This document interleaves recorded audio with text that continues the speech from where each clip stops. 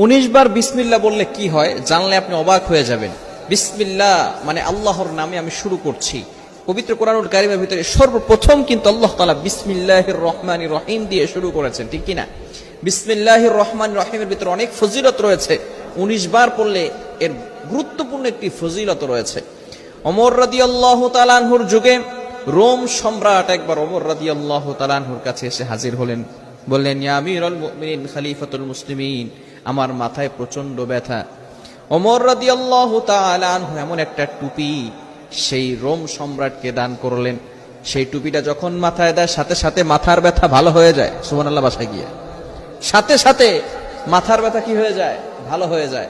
আবার যখন সেই মাথার টুপিটা খুলে ফেলে আবার তার মাথা ব্যথা হালকা হালকা শুরু হয়। এবার সকলে অবাক হয়ে গেল সেই টুপির ভিতরে কি আছে।